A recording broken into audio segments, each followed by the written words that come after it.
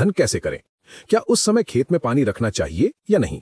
ये एक ऐसा सवाल है जिसका सही जवाब आपकी फसल की पैदावार को काफी हद तक बढ़ा या घटा सकता है। कई किसान इस महत्वपूर्ण चरण में गलती कर बैठते हैं और इसका सीधा असर उनकी उपज पर पड़ता है। लेकिन चिंता मत कीजिए, आज हम आपको धान की बालियां निकलते समय पानी के प्रबंधन की A to Z जानकारी देंगे, वो भी इस तरह कि आपके मन में कोई शंका नहीं रहेगी। हम आपको कुछ ऐसे रहस्य बताएंगे जो शायद ही आपको कहीं और जानने को मिले। ये जानकारी आपको सिर्फ एक अच्छी फसल ही नहीं, बल्कि बम्पर पैदावार दिलाने में मदद करेगी। इसलिए इस वीडियो को अंत तक जरूर देखिएगा, क्योंकि इसमें ऐसी कई बातें हैं जो आपको चौंका सकती हैं और आपके सोचने का तरीका बदल सकती हैं। तो चलिए बिना किसी देरी के शुरू। धान की फसल में बाली निकलने का समय सबसे नाजुक और महत्वपूर्ण होता है। इस समय पौधे को सही मात्रा में नमी और पोषण की आवश्यकता होती है ताकि दाने अच्छी तरह से भर सकें। अगर इस समय पानी की कमी हो जाती है तो दाने छोटे और हल्के रह सकते हैं, जिससे आपकी कुल उपज पे नकारात्मक प्रभाव पड़ेगा।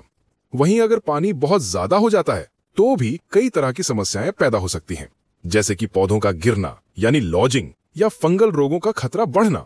इसलिए इस अवस्था में पानी का सही संतुलन बनाए रखना। आमतौर पर जब धान में बालियां निकलना शुरू होती हैं, तो पौधों को लगातार नमी की आवश्यकता होती है।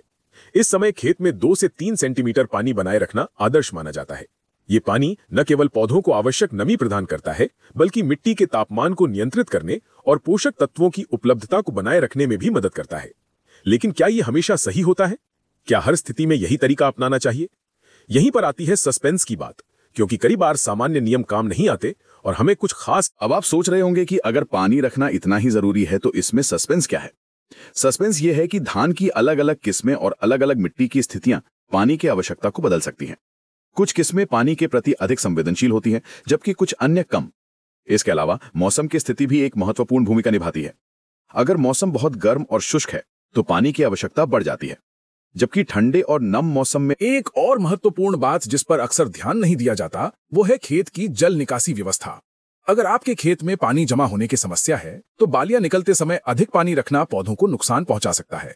ऐसे में जड़ों को पर्याप्त ऑक्सीजन नहीं मिल पाती, जिससे उनकी कार्यप्रणाली प्रभावित होती है और वे पोषक तत्वों को ठीक से अवशोषित नहीं कर पाते। इसका परिणाम होता है कमजोर दाने और कम उपज। अब आते हैं उस मुख्य बिंदु पर जो आपको चौंका सकता है। कई किसान ये मानते हैं कि बाली निकलने के बाद कटाई से कुछ दिन पहले तक खेत में पानी बनाए रखना चाहिए, लेकिन यह हमेशा सच नहीं होता। कुछ अध्ययनों से पता चला है कि धान की फसल में दाना भरने की अवस्था यानी ग्रेन फिलिंग स्टेज के अंत में खेत से पानी निकाल देना फायदेमंद हो सकता है। इससे मिट्टी को सूखने का मौका मिलता है, जिससे कटाई में आसानी होती है और मशीनरी के उपयोग में भी सुविधा रहती है। इसके अलावा यह कुछ फंगल रोगों के प्रकोप को कम करने में भी मदद कर सकता है। लेकिन यहां एक बड़ा अगर है। अगर आप ऐसा गलत समय पर करते हैं तो आपकी पूरी मेहनत। तो फिर सही समय क्या है? ये एक ऐसा सवाल है जिसका जवाब जानने के लिए आपको कुछ बातों का बारीकी से अध्ययन करना होगा। फसल की अवस्था, मिट्टी का प्रकार और स्थानीय मौसम की स्थिति, इन सभी को ध्यान में रखकर ही आप एक सही निर्णय ले सकते हैं। हम आपको एक ऐसा संकेत बताएंगे जो आपको ये समझने में मदद करेगा कि खेत से पानी कब निकालना है और कब नहीं। ये संकेत इतना महत्वपूर्ण है कि अगर आप इसे समझ लेते हैं तो आप अपनी उपज में आश्चर्यजनक। अक्सर किसान बालियां निकलने के बाद सिर्फ पानी की मात्रा पर ध्यान देते हैं, लेकिन पानी की गुणवत्ता भी उतनी ही महत्वपूर्ण होती है। खारे पानी या दूषित पानी का उपयोग करने से फसल को नुकसान हो सकता है। ये जड़ों की वृद्धि को बाधित कर सकता है और पोषक तत्वों के अवशोषण को कम कर सकता है। इसलिए सिंचाई के लिए हमेशा साफ और मीठे पानी का उपयोग करने का प्रयास करें। अब हम आपको एक ऐसा रहस्य बताने जा रहे हैं जो आपकी धान की खेती के अनुभव को पूरी तरह से बदल सकता है। क्या आप जानते हैं कि बाली निकलने के बाद पानी का प्रबंधन करते समय एक ऐसी तकनीक है जिसका उपयोग करके आप न केवल पानी बचा सकते हैं, बल्कि अपनी उपज भी बढ़ा सकते हैं। ये तकनीक वैकल्पिक वेटिंग एंड ड्राइंग यानी कि AWD कहलाती है। इसमें खेत को कुछ समय के लिए सूखा रखा जाता है और फिर से पानी से भरा जाता है। ये तकनीक जड़ों को ऑक्सीजन प्राप्त करने में मदद करती है, जिससे वे अधिक सक्रिय होती हैं और पोषक तत्वों का बेहतर उपयोग कर पाती है।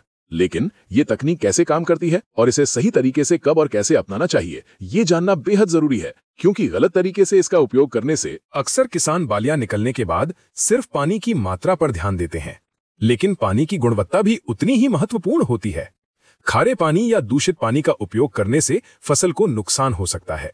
ये जड़ों की वृद्धि को बाधित कर सकता है और पोषक तत्वों के अवशोषण को कम कर सकता है। इसलिए सिंचाई के लिए हमेशा साफ और मीठे पानी का उपयोग करने का प्रयास करें। अब हम आपको एक ऐसा रहस्य बताने जा रहे हैं जो आपकी धान की खेती के अनुभव को पूरी तरह से बदल सकता है। क्या आप जानते हैं कि बाली निकलने के बाद पानी का प्रबंधन करते समय एक ऐसी तकनीक है जिसका उपयोग करके आप न केवल पानी बचा सकते हैं बल्कि अपनी उपज भी बढ़ा सकते हैं। ये तकनीक वैकल्पिक वेटिंग एंड ड्राइंग कहलाती है। इसमें खेत को कुछ समय के लिए सूखा रखा जाता है और फिर से पानी से भरा जाता है। ये तकनीक जड़ों को ऑक्सीजन प्राप्त करने में मदद करती है, जिससे वे अधिक सक्रिय होती हैं और पोषक तत्वों का बेहतर उपयोग कर पाती हैं। लेकिन ये तकनीक कैसे काम करती है और इसे सही तरीके से कब और कैसे अपनाना चाहिए, ये जानना बेहद जरूरी है, क्योंकि गलत तरीके से इसका उपयोग करने से नुकसान भी हो सकता है।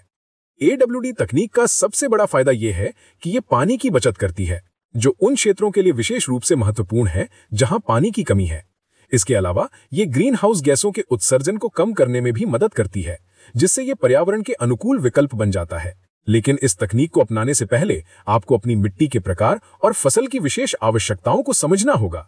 एक पर्च्ड वाटर ट्यूब का उपयोग करके आप खेत में पानी के स्तर की निगरानी कर सकते हैं और ये तय कर सकते हैं कि कब पानी देना है और कब नहीं।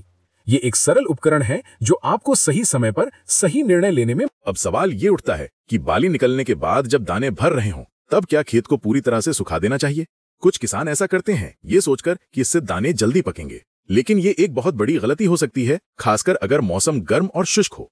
अगर खेत को बहुत जल्दी सुखा दिया जाता है तो दाने पूरी तरह से भर नहीं पाते और सिकुड़ जाते हैं, जिससे उपज में भारी कमी आती है। इसलिए इस अवस्था में खेत में हल्की नमी बनाए रखना आवश्यक है, लेकिन अधिक पानी नहीं।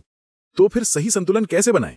इसका जवाब है सावधानीपूर्वक निगरानी और अनुभव। अपनी फसल को ध्यान से देखें, मिट्टी की नमी की जांच करें और मौसम की स्थिति पर नजर रखें। जब लगभग 80% दाने दूधिया अवस्था, मिल्की स्टेज से सख्त अवस्था, हार्ड डो स्टेज में बदल जाएं, तब आप धीरे धीरे खेत से पानी निकालना शुरू कर सकते हैं, लेकिन पूरी तरह से सूखने ना दें। हल्की नमी बनाए रखें जब तक कि दाने पूरी तरह से पक न जाएं।